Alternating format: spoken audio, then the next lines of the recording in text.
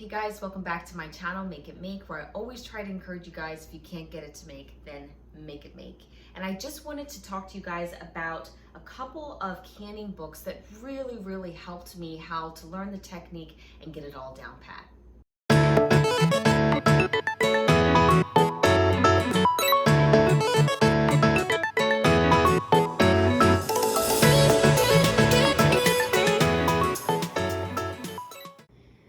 Okay, so we're going to dive right into this book, and let me just give you some quick assurance here that if you've never canned before, you're interested in doing it, and you really want to know how, this is a really good book for that and will give you all the confidence that you need to do it, okay? Because this is a book that I bought when I first started to can. Now, coming into it, it's going to be really heavy on the jams, your jellies, your marmalades.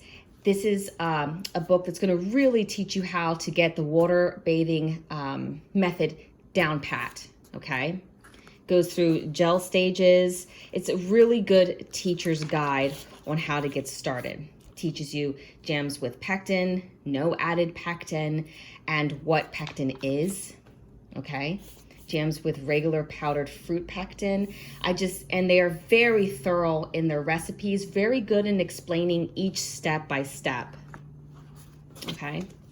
Also in here, we have a soft spreads problem solver here, where it's like, what is the condition? What could possibly be the cause, prevention, and solution? We also have a salsa, relish, and chutney section. I mean, there's many sections in this book. I'm not going to go through all of them. There's a condiments one. I love this one. I've gone through this many times, and just fun recipes to look at. It's also a very beautiful, colorful book as well. With just really some pretty pictures of the different recipes that are in here. Just inspires you to start canning more and get you motivated. And look at these condiments. That just looks so yummy here. I just love it. Just a great, wonderful starter book. Then we have pickles, perfect pickles. And again, this book is just really good on teaching you step by step on how to, pickle things like pickling essentials, equipments, and utensils. It's going to go through all of that for you here. Okay. Now we have some crushed tomatoes, raw packed tomatoes with no added liquid. Again, it'll answer a lot of your questions. Then in the back here, we have the art and science of home food preservation. This is the section that I really devoured and really took my time and read over and over to learn how to can. I really made sure that I went through all of these steps and looked at pH levels, found out what are they? What's a high acid food? What's a low acid food here? Spoilage and microorganisms. All of these things are essential to learning how to can, and kind of answers your questions on why. Why are we canning it in a water bath? Why are we pressure canning? Then we have another home canning problem solver. I mean, there's a lot of recipes in this book, guys. There just are. And then if you have, obviously, any questions on what certain things are, they do have an index here, and I believe a glossary as well. There are many different recipes, and there is a pressure canning section. It's not a whole lot, but there are some recipes in here. Okay, so the next book I have is the Home Canning book by the USDA. Now, this book is really good to have around because I guess I consider it like the Google or the encyclopedia for canning. Pretty much anything that you do online or need to look up, you can find in here. This book should be able to give you any information that you have, or answer any questions that you would have about canning and how to do it correctly according to the USDA. I mean, and it's very thorough. Oh, why don't I just show you? We'll take a look inside, and we'll just take a closer look. Okay, so opening up this book here, the first thing we have here is for safety's sake. Table of contents section here. Guide 1, principles of home canning. Why can my foods? Ensuring safe canned foods. Selecting the correct processing time. The glossary of your terms. Index of the foods. Pears, pineapple, plums, rhubarb, zucchini. Then it goes down to fruit salads here, pie fillings, selecting, preparing, and canning tomatoes and tomato products. I mean, this is, like I said, this is your Google of canning books here. This is like what's really gonna make you, not make you, or just, well, no, I would say, yeah, make you a really good home canner. Again, we have temperatures for the food preservation, high and low acid foods, your danger zones, what to look for here. I like how they give you visuals, and they are very, very descriptive in this. They are really explaining all of these things, your altitude here, why that's important, advantages of hot packing, jars and lids, headspace. I mean, this is like really breaking it down for people who just want, want to know a lot more in-depth information. I love how it goes through the process of pressure canning. This, guys, I think is great, especially for people who are fearful. This is good to have. You know, I read things like this over and over just to give me the confidence to just can a little bit more. And then, then we just keep going into our recipes here. Okay. And this right here, guys, this book it kind of references how like the style, the jar, the processing time, just like the National Center of Home Food Preservation as well, which makes sense. Okay.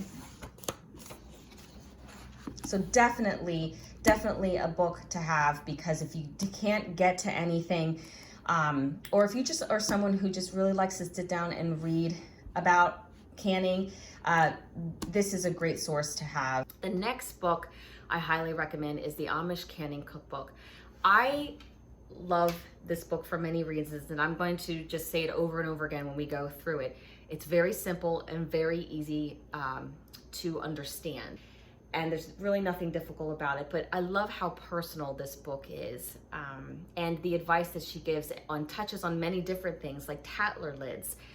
I don't see a lot of people using Tatler lids and can have a conversation about them, and I love how she used the Tatler lids, and she's telling her story in this book, and she's giving advice on it, her learning curve, and that she would use them again. But here are just ways that you could, some extra steps to sort of get you ahead of the game, because it is a learning curve.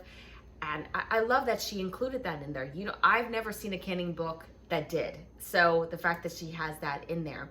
Also talking about her experiences with older recipes that may not be USDA approved, and her opinions on that. And I thought it was just a very, very well thought opinion that she had on it.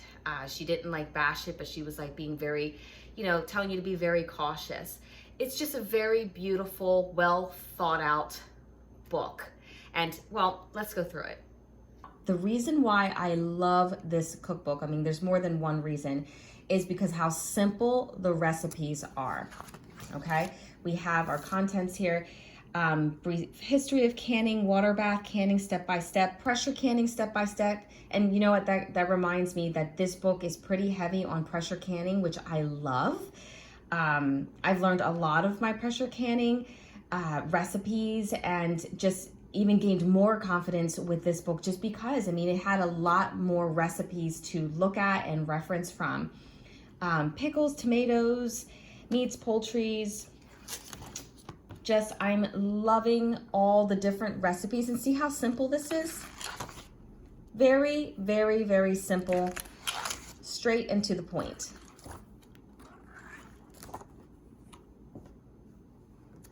Just kind of paging through here so you can see where we're at.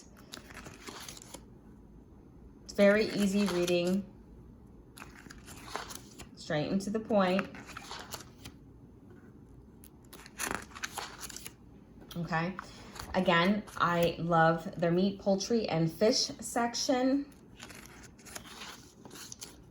It just has a lot of recipes in here.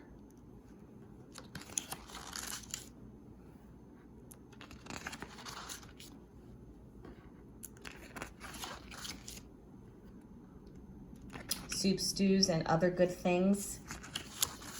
This is a chapter that I go through a lot too.